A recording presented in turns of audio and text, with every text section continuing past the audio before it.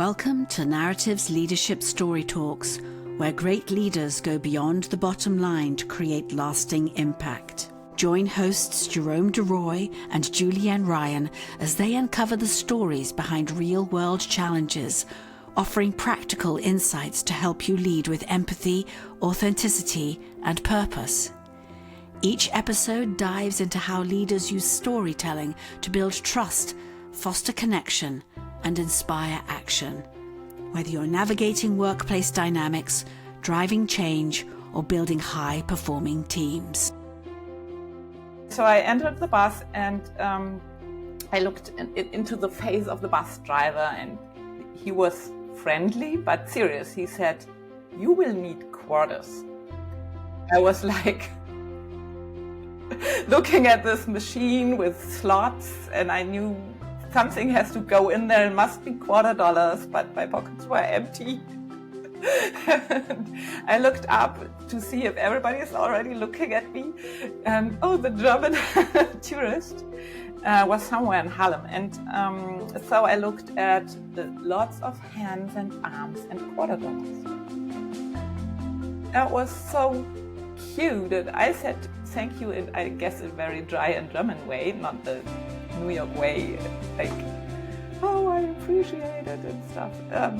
So I was really stunned, and then later I tried to give them back, like I tried to give dollar bills, and they said they didn't want it. And so a woman bent forward and said, "You give next time." So I learned that it's all about community building, and people are naturally driven to community building if you let them. And somehow she integrated me instantly.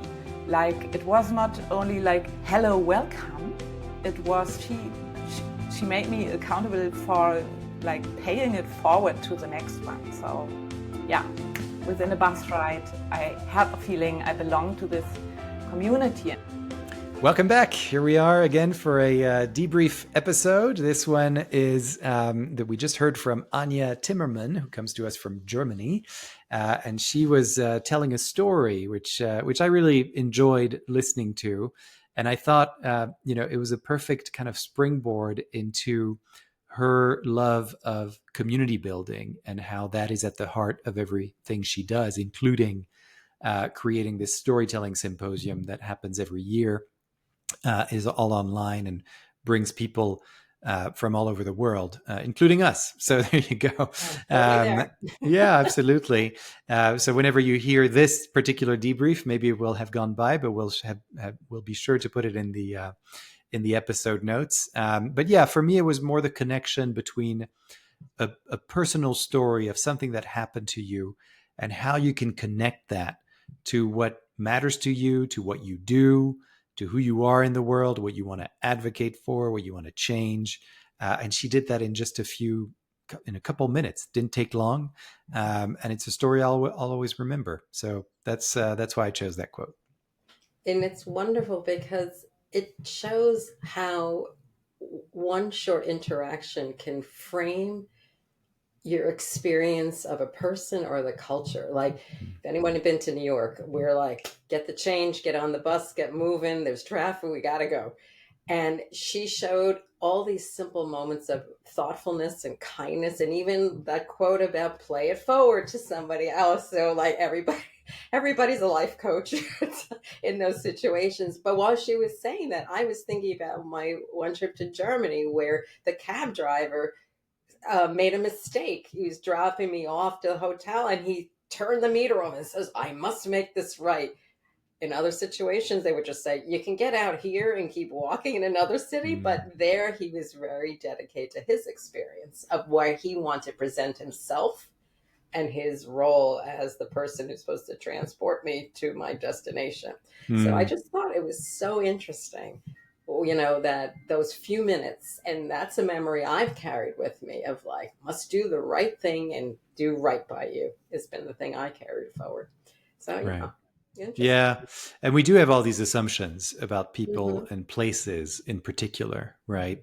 Whether it's because of somebody's experience that they told us when they told us their travel story, whether that was a nightmare or whether that was a wonderful experience, it's something that we all kind of take in, and then we may show up in such a way in these places when it's the first time for us, kind of expecting a similar experience. And I think what that did in Anja's situation, she was quite nervous being in this big city and coming from a small town in Germany. And she really wasn't as familiar. And so as a result, having people from that place supporting you, helping you through, made a world of difference. And just for her, that's going to be the image. And then her sharing that story with others, that now becomes the image for other people. And I think that's how, little by little, inch by inch, we start to break down stereotypes and preconceptions, right? The more people can come up with these stories, or the more diversity we have in stories, because it's not like I've got plenty of nightmare stories in New York City. I've got plenty of great stories in New York City. You know what I mean? Just like I have plenty of nightmares in Albuquerque and everywhere. So it's really not about the place. It's about the situation, the context that you're in, as opposed to like generalizing for an entire population. And so I think that's really important to keep in mind. But I firmly believe that the more we hear these kind of what I call local stories, the more that starts to break apart the more dominant narrative that's not always helpful. And that's usually the one that's filled with stereotypes and assumptions. So that's my invitation to everyone. Listen to the local stories. Perhaps this is something we can even take a step further, because when we're trying to advocate for our own point of view, rather than going full force into somebody and say, this is my opinion, my experience, what if we change our phrasing sometimes and say, this is how I experience this person, whether they're in the office or in the community. This is what I took away, and use it as an offering, not as you're wrong, I'm right, of course, but to kind of pivot. Because look, coming from New York, I had to pivot a lot of times in this show. Like, we're not all what you see on the screen or the movies or the stereotypes. Or I remember my mother-in-law got me into an accident in the Bronx when I was driving through. She was from Ireland, and she came and she was like, there's trees.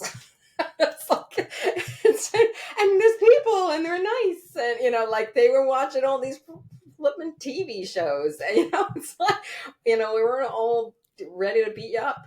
So I think the stereotypes do, but to do it gently sometimes and sneak it in there in a tactful way, and look for your moment, I think is another thing I want to guide. I'm teaching myself that, so it's not like I have it all down pat. Yeah, and I think this is a great invitation to our listeners as well to look into storytelling for themselves and kind of learn how to tell your story, because when we teach people how to tell their story, the way that we coach people is to be very, very specific and precise, so that, instead of saying all New Yorkers are like this, or, 10 New Yorkers gave me a quarter, it's rather this person gave me a quarter and this is what she looked like and this is what he looked like. And those were their names, if you know their names, and I think that really is helpful, because even unconsciously for your audience, it doesn't become a story about a very specific place or how people act in that place. It's about those people in your story. It's about John in that story, Jane in that story, whoever, and it's about you, obviously. So I think the more specific you can be, and the more precise you can be in your language, the better your communications are going to come across, and you're not going to fall into this trap of stereotypes and assumptions. That's how I think we can keep people in check as well. So there you go. Another one done. Thanks so much, Julienne, for being my wonderful co-host. And again, as I've alluded to before, but now I'll be much more specific about it. If you want to learn how to tell your own story, in order to combat stereotypes and preconceptions and assumptions people might have about you, well, you've got a great opportunity to do so by reaching out to us at narativ.com, narativ.com. That's also where you'll find our full archive of podcasts, but really invite you to just reach out, through the contact form or send us an email.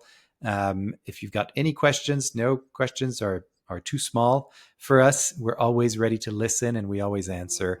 Thank you so much again for listening, and we will see you all next time. Bye-bye.